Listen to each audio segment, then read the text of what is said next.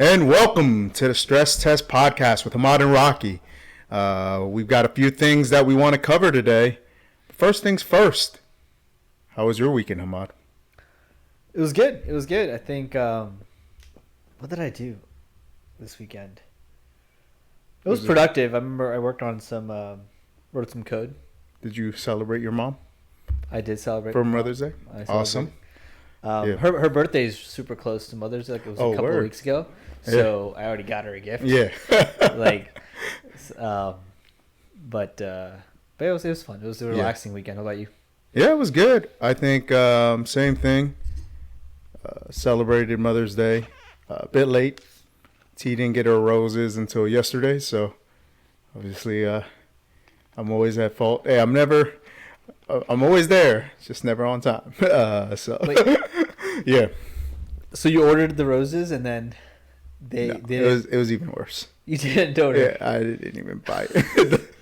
So I bought them the day after, and I arranged them myself though. So I need to set a reminder on my phone to remind you. Yeah, that's what I should do. You probably should do that. Okay. I probably should set that myself too. Yeah, you probably should. As kind of a backup, but yeah. Like a weekend before. The weekend before, yeah. Maybe the month before, just so I get enough. For a week before, so you can order it the week before and have it delivered the day after. Yeah. Thinking you would think I would have this down. Yeah. 12 years into whatever. Slacking over here. Slacking. But the reason why I wanted to bring up the weekend was because a lot of things transpired over this weekend, and coming into Tuesday, which we're shooting on May 10th. Yeah. And I know the reason why I wanted to bring that up is because specifically we've talked about certain topics, and some of that information may be stale at this point, or the information we had at the time and we discussed around was theoretical at the point. So, for example, the Twitter discussion that we had on Elon, that was very theoretical because I didn't know certain things. And we haven't really posted. I think we posted the initial conversation. We haven't really posted the episode yet. Yep. That we recorded. Yeah. So that should be out after this recording. Yeah, right after we record this. Yeah. We'll post that one, and then we'll post this one later. This one. Yep. Yeah. And some things came to light there, which we'll talk about.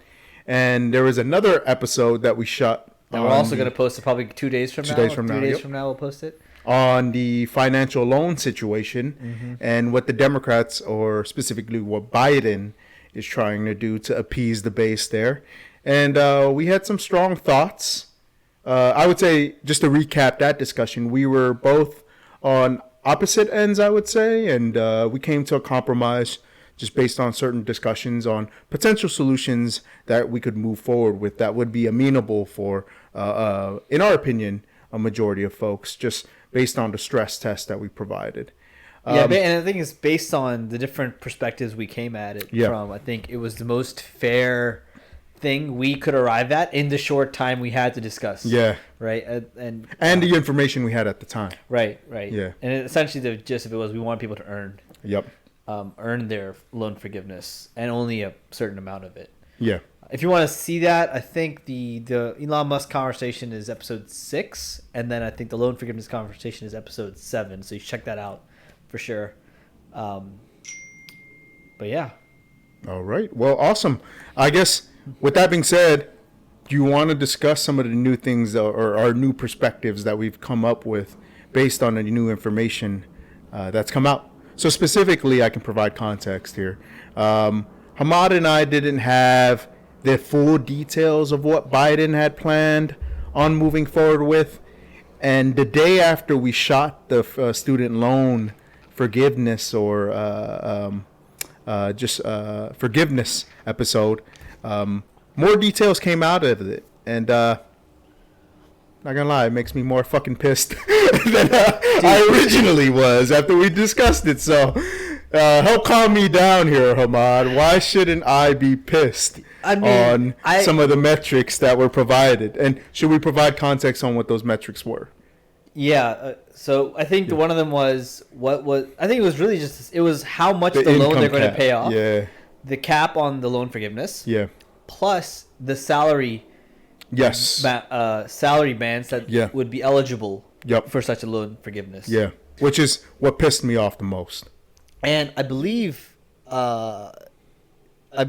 had originally thought it was 125,000. Yeah, right? initially, yeah. And then I think And we thought that was high. we thought that was high. Yeah. And I think we'll see the article. We'll post the article up here that we The new saw numbers that afterwards. came out. Yep. And they were actually thinking 125 to 150K. Yes. Which is like they're making it higher. Yes. It's like I don't think anybody making 150 grand or even 100 grand. Yeah.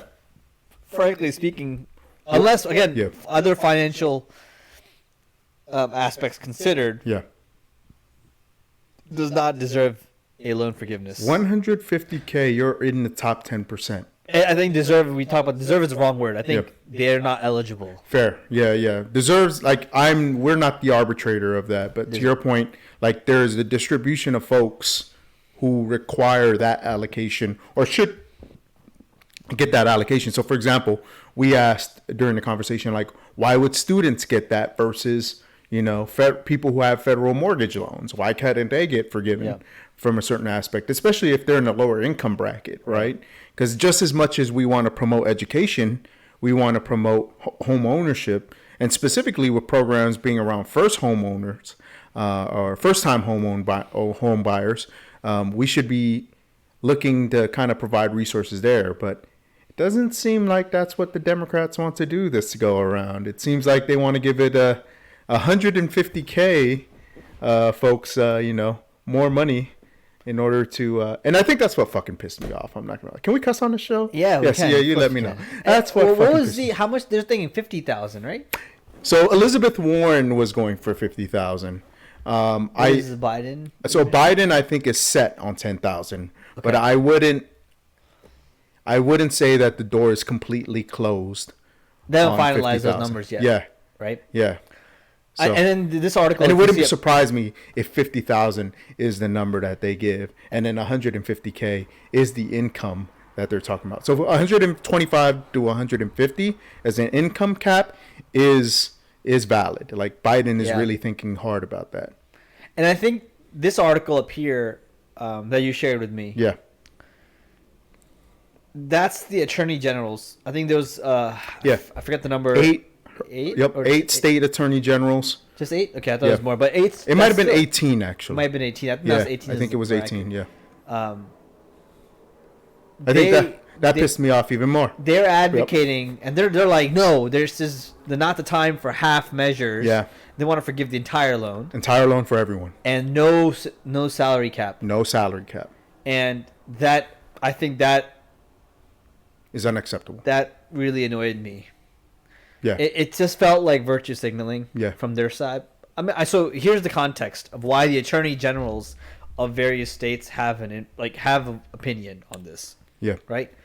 Well, there's obviously the reason is they want to voice the opinion so that they can get support. Yep. Right? Every politician, including attorney generals. I mean, shit. That's why Biden's doing it. Let's be honest. Right. And so the reason they're interested in making the statement is because the loans, they are fighting on behalf of some of the borrowers of student loans, and so they're essentially trying to help people who have these student loans either get extensions or forgiveness or whatever because there's a company that backs the loan that does the implementation of the loan, right? And for the government. I think you brought it up eloquently, right? Like in our last discussion, is like it's not the substance.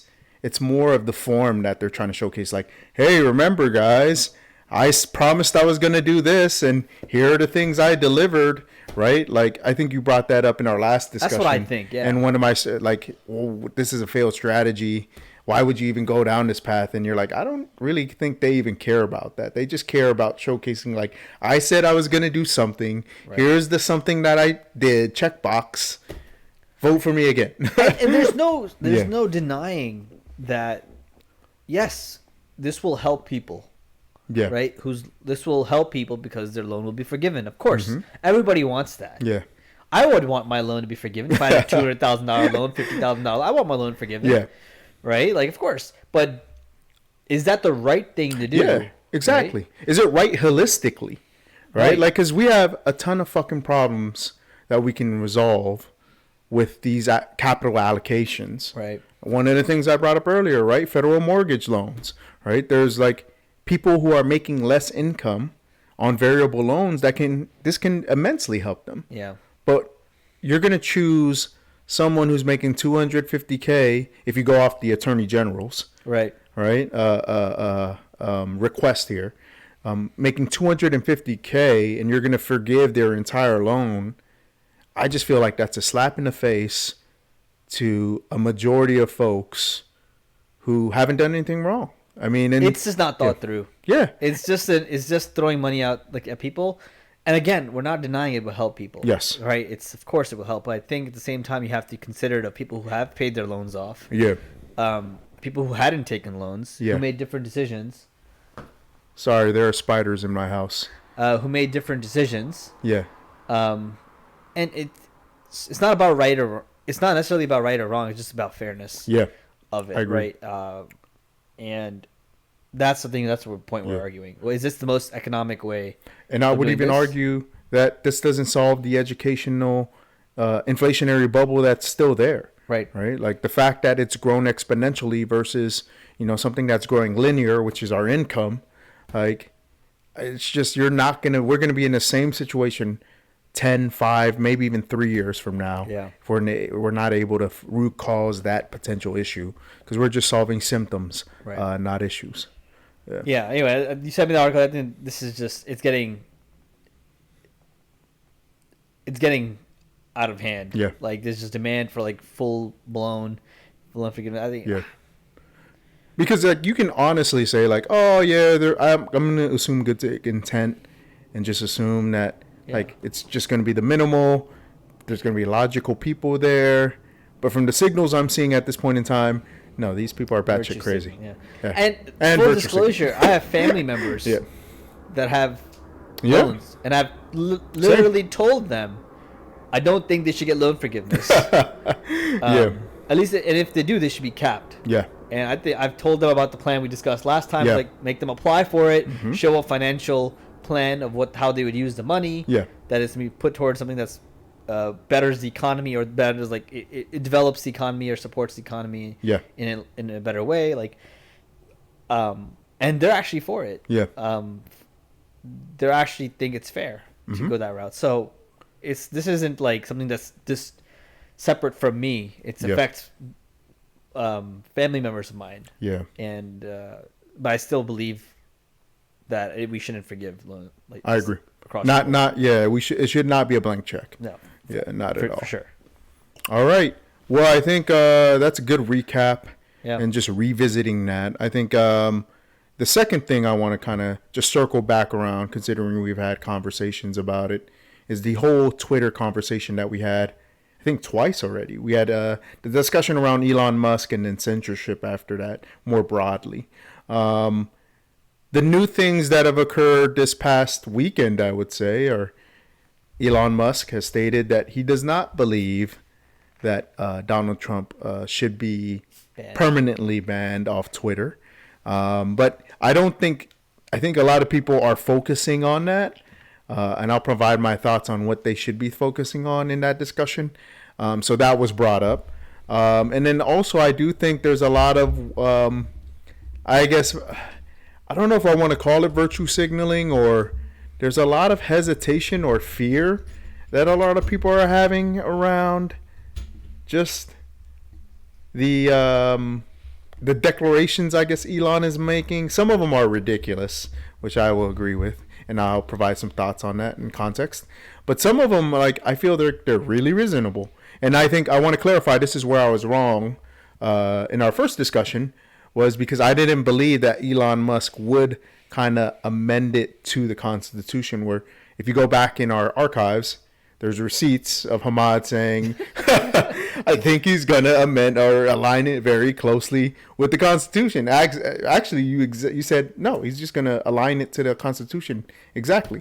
And that's specifically what he said, and we'll post that tweet up here. But it looks like Elon is going to codify or map everything that Twitter plans on doing back to the Constitution, and then trying to figure out how to build the product from there. Yeah, Which in I that case, he's. I'm circling back around to say I think it's a good idea. I think he's eccentric. Yeah. Of course, right?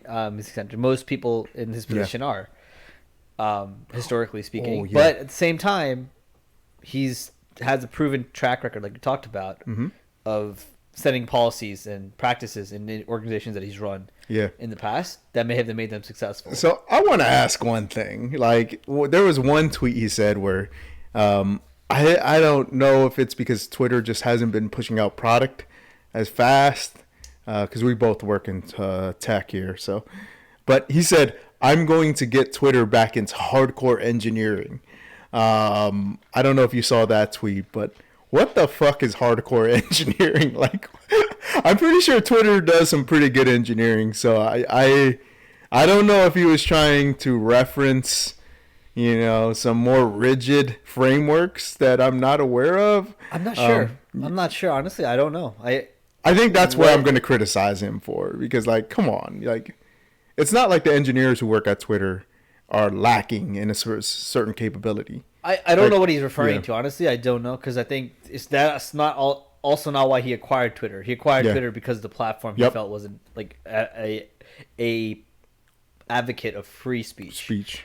And I think that's why he acquired it. So I'm not sure what the engineering part means. I don't know if he's trying to add more features, or what he's trying to do. I feel like Twitter does its job for what it is trying to do. It does that. Yeah. Right. So I'm not really sure what he means by that. But maybe we can put a snippet of the tweet up here. Yeah. And can post that. So. But I know I dropped a lot of context on you since the information has changed quite a bit since the last time we talked. But wanted to get your thoughts on, if you have any thoughts around like Donald Trump situation. I mean, I felt the same way. Yeah. Like I think I mentioned it. I don't think he should have been banned. Yeah. Permanently. Permanently. Yeah. Right. So I think it was good. Right? Yeah. I think it just sends the wrong messages, and I think he made a point. And we can link the video here you're watching. There was an interview, I think, right? A virtual interview that he did where he mentions that what it's done is segregated, isolated, or alienated, that's a better word, alienated a large portion of society who were not necessarily his followers, definitely his followers, but also those who were sort of in the middle and don't feel like that's kind of wrong to ban the sitting president of the United States from the platform. I think it alienated that society, and then they went to another platform like Truth Social or whatever the platform was, and I think he said that he doesn't agree. He doesn't think that's a good idea to have two separate forums of discourse instead of having one where you can equally share opinions, right? Yeah, and then have a discourse. Yep. With its flaws, even with its flaws, he believes it should be a common forum rather than two separate forums where you're essentially sitting in a silo and an echo chamber, right? Yeah. And just growing your own views without actually having a discourse. Yeah. And he thinks that's more dangerous because you can you're building confirmation bias. Also, it's like a malicious conversation towards the other side without having the balance, right? So I think there's a multitude of reasons why he believes that. Oh yeah. And I agree. I would agree with what he said. I actually saw a good tweet on this before where someone was saying we should tweak the algorithm to showcase discourse that's actually actionable and empathetic. The empathetic part is kind of hard for me to understand because, like, I guess it's kind of hard to kind of figure out, like, where a person's coming from to some extent. But I guess the actionable part, I mean, like, you can kind of look for something like you leveraging like NLP or something like that, but it's still going to be hard. There's always bias. Yeah, there's always going to be bias. Yeah, exactly. And bias is not a bad thing. Yeah. Right? Like, bias in our society has gained a bad rap, if you will, as a nomenclature because just like we've tended to over bias as a society to some extent. But what I would say is the pendulum is swinging in the other direction where now we're over biasing towards other communities, which you could say like, hey, we heal in certain instances. But I think to your point, we start to build these echo chambers, right? If we don't give other people time to kind of clarify their thoughts and justify, the logic behind their discussions, Right.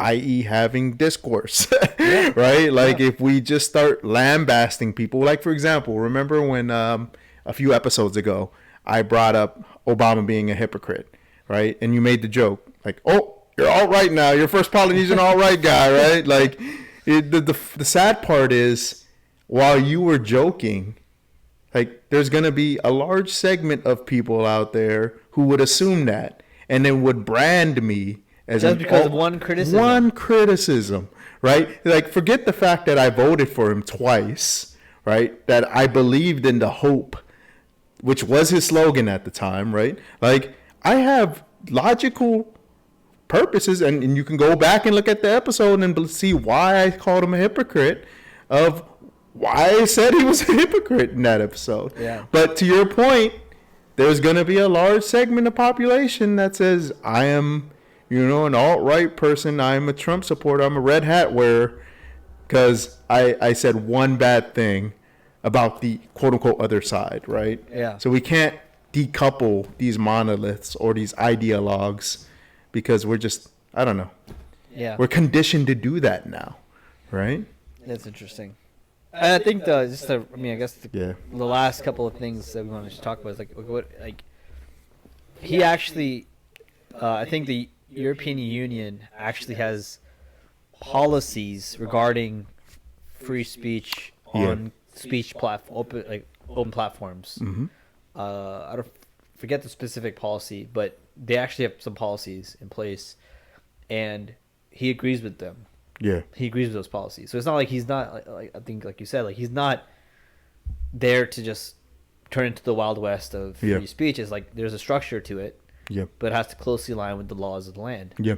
And yeah, that's what and that's what his aim is. Yeah. So I think he's been asked to come and speak or something at something with the EU, if I'm not wrong.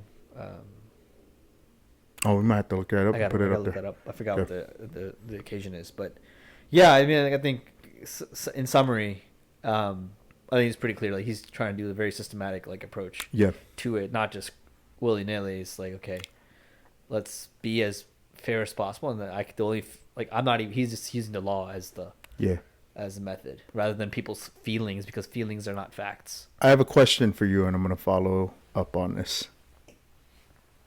Is it easier for him to solve problems at Tesla and SpaceX versus solving problems on Twitter? I'll provide my thoughts after, but I wanted to see what your thoughts were.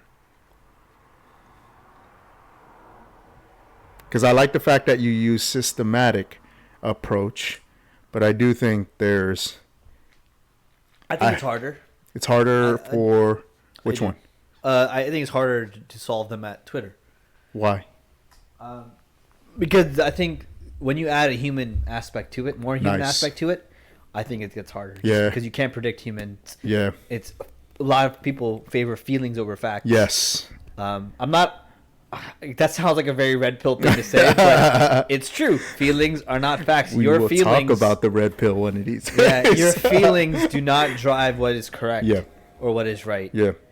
Your feelings have nothing to do with that. Like, I can tell you the truth, and you could be super offended because I told you fucked up. Yeah. Or something you're doing is against the law or against the rules or just fundamentally stupid, or wrong. Yeah. Right? It's not. It could be based on facts. Yeah. I'm not saying like you. I know you're gonna feel like shit, but yeah, that's the way it is. And when it comes to like very matters that could determine somebody's livelihood, or the destruction of said livelihood, I think facts are more important. Yeah. So, yeah.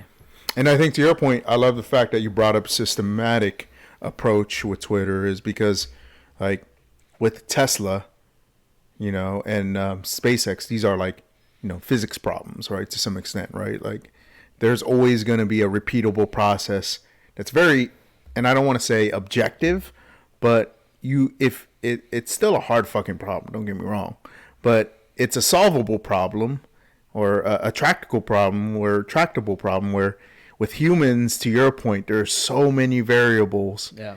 And it even like if you have your variable set, you don't know if those outcomes are going to provide you with the same, or the system's going to provide you with that same outcome every time because we're dealing with humans. Yeah. So I totally agree. I think the Twitter problem is going to be a really beast hope for he him changes. to solve. I really hope he. I think one of the things he's gonna do is one something we talk about in the future. Yeah. Is there was a conversation that I think on the Joe Rogan Experience podcast that there was a Twitter executive, Jack Dorsey was there. Oh yeah. Tim Pool was there, and they talked about it. And Tim Pool literally read out their policy to them, and he said, "Your policy is, by definition, biased towards a more liberal agenda." Yeah. So you're saying you're going to do it based on harm, but your policy has already been defined as being biased towards a specific side. You already disqualified any potential argument that the other side could make because you're defined it in their policy. Yeah. So you could have your committee or you can have your panel of people to decide, but they're deciding based off of already biased policies. Yeah. So of course they're going to decide most of the time against the conservative side and more towards the liberal side. I mean, that's another reason too, right? Like why people are afraid to use previous data to kind of like judge criminals moving forward leveraging AI, because to your point, there may have been policies, and I'll say it's more towards the right-leaning side, right? Where we had systemic racism in place at times.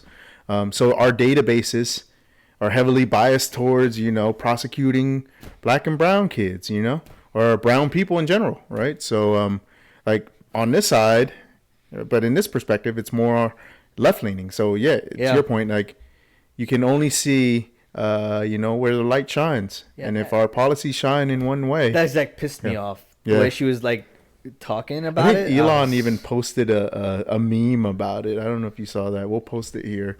But I think he got a lot of flack for just being perceived as attacking his own execs. But who did? Elon. Oh, Elon. Yeah, I mean, because I think he posted that. So it was like he was trying to showcase that it was just circular logic, right? Like you argue it back, and then it comes back around.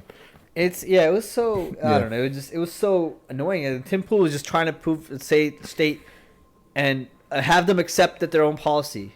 Yeah. Like have them accept their own policy. Yeah. He was reading their policy, and having them accept that, and they were like, "Well, I don't want to say Jack. I think Jack was more of a bystander there. He was there as an observer. I think he's actually probably against the policy, but I think he was sort of just there. He was letting the executive speak for it, and the executive didn't know what the fuck she was talking about. Yeah. She was just going around in circles and not answering the question. Oh, yeah. That's how it felt anyway. But anyway, another topic for another time. Another topic for another time. So I think, we covered those fairly quick. Yeah. Did you want to cover the recession in this episode, or do you want to? Let's cut it. Let's cut it. And talk another one, Cool. We'll cut this one? Cool. Well, anyway, just want to recap that. If there's anything else that you guys find out there, or you want us to talk about specific instances or posts you think we should share our thoughts on, let us know in the comments. Like and subscribe. And do you have anything else to add? Yeah, like and subscribe, but only if you actually like our shit. Like it anyway. Yeah. Like it anyway. You can go that route too. I mean, it gives us dislike it. It's okay. No, don't dislike it. Don't be a hater. Don't be a hater, man. Don't be a player hater. All right. Well, no hate in the champagne room, man. Come on, chill out. Good stuff. Well, all right. Well, I guess look forward to the next topic. Peace.